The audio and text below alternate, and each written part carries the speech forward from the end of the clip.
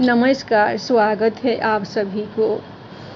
आज मेरी तरफ से आप सभी लोगों को गणेश चतुर्थी व्रत की हार्दिक शुभकामनाएं। आज की विषय है गणेश चतुर्थी व्रत कथा। एक शहर में देवरानी जेठानी रहती थी। जेठानी अमीर थी और देवरानी गरीब थी। देवरानी गणेश जी की भक्त थी। देवरानी का पति जंगल से लकड़ी काटकर बेचता था और अक्सर बीमार रहता था। देवरानी जेठानी के घर का सारा काम करती और बदले में जेठानी बचा हुआ खाना, पुराने कपड़े आदि उसको दे देती थी। इसी से देवरानी का परिवार चल रहा था।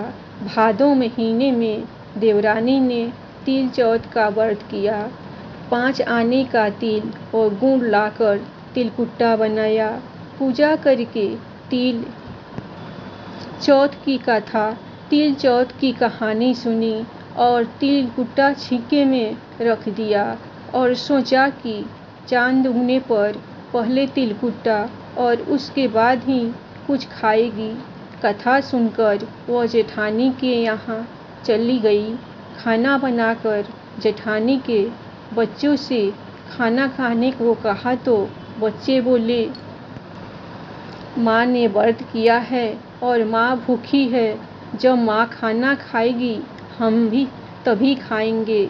जेठ जी को खाना खाने को कहा तो जेठ जी बोले, मैं अकेला नहीं खाऊंगा। जब चांद निकलेगा तब सब खाएंगे, तभी मैं भी खाऊंगा। जेठानी ने उससे कहा कि आज तो किसी ने भी अभी तक खाना नहीं खाया, तुम्हें कैसे दे दूं? तुम सुबह सवेरे ही बचा हुआ खाना ले जाना।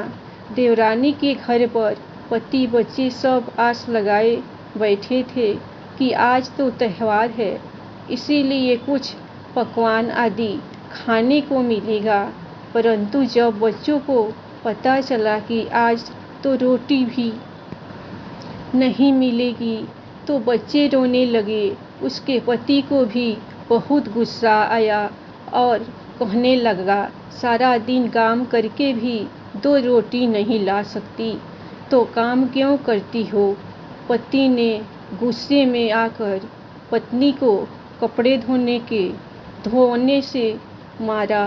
धोना हाथ से छूट गया तो पाटे से मारा। वह बेचारी गणेश जी को याद करती हुई रोते रोते पानी पीकर सो गई। उस दिन गणेश जी देवरानी के सपने में आए और कहने लगे, धोने मारी पाटे मारी सो रही है या जाग रही है? वह बोली, कुछ सो रही हूँ, कुछ जाग रही हूँ। गणेश जी बोले, भूख लगी है, कुछ खाने को दे। देवरानी बोली, क्या दूँ? मेरे घर में तो अन्न का एक दाना भी नहीं है। जेठानी बचा कुचा खाना देती थी, आज वो अभी नहीं मिला। पूजा का बचा हुआ तिलकुट्टा छिक्के में पड़ा है, वहीं खा लो। तिलकुट्टा खाने के बाद गणेश जी बोले, धोने मारी पाटे मारी निमटाई लगी है, कहाँ निमटे? वह बोली, यह पड़ा घर, जहाँ इच्छा हो वहाँ निमट लो। फिर गणेश जी बच्चे की तरह बोले, अब कहाँ पोंछूं, नींद में मगन। अब देवरानी को बहुत गुस्सा आया कि कब से तंग किए जा रहे हैं, सो बोली, मेरे सर पर पोंछो। और कहाँ पोंछोगे? सुबह जब देवरानी उठी तो यह देखकर हैरान रह गई कि पूरा घर हीरे मोती से जगमगा रहा है। सिर पर जहाँ विनायक जी पोंछनी कर गए थे वहाँ हीरे के टीके व बिंदी जगमगा रहे थे। उस दिन देवरानी जेठानी के यहाँ काम करने नहीं गई। बड़ी देर तक राह देखने के बाद जेठानी ने बच्चों को देवरानी को बुलाने भेजा। जेठानी ने सोचा, कल खाना नहीं दिया, इसीलिए शायद देवरानी बुरा मान गई है। बच्चे बुलाने गए और बोले, चाची चलो, माँ ने बुलाया है, सारा काम पड़ा है। देवरानी ने जवाब दिया, अब उसकी ज़रूरत नहीं है, घर में सब भरपूर है। गणेश जी के आशीष से बच्चों ने घर जाकर माँ को बताया कि चाची का तो पूरा घर हीरे मोतियों से जगमगा रहा है। जेठानी दौड़ी हुई देवरानी के पास आई और पूछा कि यह सब हुआ कैसे। देवरानी ने उसके साथ जो हुआ वो सब कह डाला। घर लौटकर जेठानी अपने पति से कहा कि आप मुझे धोने और पाटे से मारो।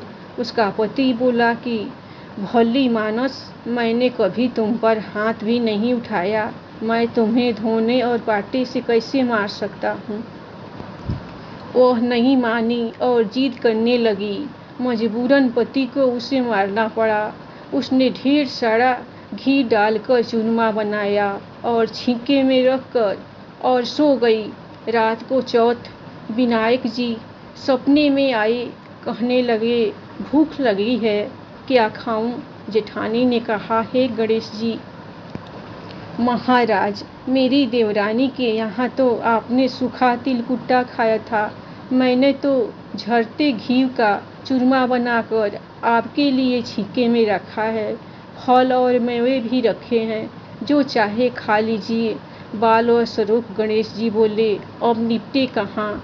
जेठानी बोली, उसके यहाँ तो टूटी फूटी झोपड़ी थी, मेरे यहाँ तो कंचन के महल है, जहाँ चाहो निपटो। फिर गणेश जी ने पूछा, अब पोछूं कहाँ। जेठानी बोली, मेरे ललाट पर बड़ी सी बिंदी लगाकर पोंछ लो। धन की भूखी जेठानी सुबह बहुत जल्दी उठ गई। सोचा घर हीरे जवाहरात से भर चुका होगा, पर देखा तो पूरे घर में गंदगी फैली हुई थी, तेज बदबू आ रही थी। उसके सिर पर भी बहुत सी गंदगी लगी हुई थी। उसने कहा, हे गणेश जी महाराज, यह आपने क्या किया। मुझसे रूठे और देवरानी पर टूटे। जेठानी ने घर और की सफाई करने लगी और बहुत ही कोशिश की, परंतु गंदगी और ज़्यादा फैलती गई। जेठानी के पति को मालूम चला तो वह भी बहुत गुस्सा हुए और बोला, तेरे पास इतना सब कुछ था, फिर भी तेरा मन नहीं भरा। परेशान होकर चौथ के गणेश जी से मदद की विनती करने लगी।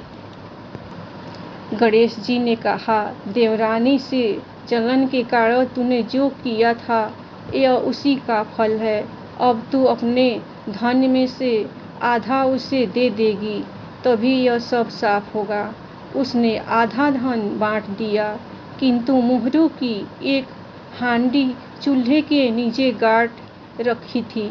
उसने सोचा किसी को पता नहीं चलेगा और उसने उस धन को नहीं बांटा। उसने कहा, हे श्री गणेश जी, अब तो अपना यह बिखराव समेटो। वे बोले, पहले चूल्हे के नीचे गाढ़ी हुई मोहरों की हांडी सही ताक में रखी 2 सुई के भी 2 हिस्से कर। इस प्रकार गणेश जी जानने बाल और स्वरूप में आकर सुई जैसी छोटी चीज का भी बंटवारा किया और अपनी माया समेटी। हे गणेश जी महाराज, जैसी आपने देवरानी पर कृपा की, वैसी सब पर करना। कहानी कहने वाले, सुनने वाले व हुंकारा भरने वाले सब पर कृपा करना, किंतु जेठानी को जैसी सजा दी वैसी किसी को मत देना। बोलो गणेश जी महाराज की जय, चौथ माता की जय। हर हर धन्यवाद। हर हर महादेव। ओम नमः शिवाय। शुभ लाभ। कहानी आप लोगों को पसंद आए तो आप लोग एक लाइक और सब्सक्राइब गणेश जी के लिए, गणेश चौथ माता के लिए ज़रूर कीजिएगा। अपना ख्याल रखिए, हमेशा खुश रहिए।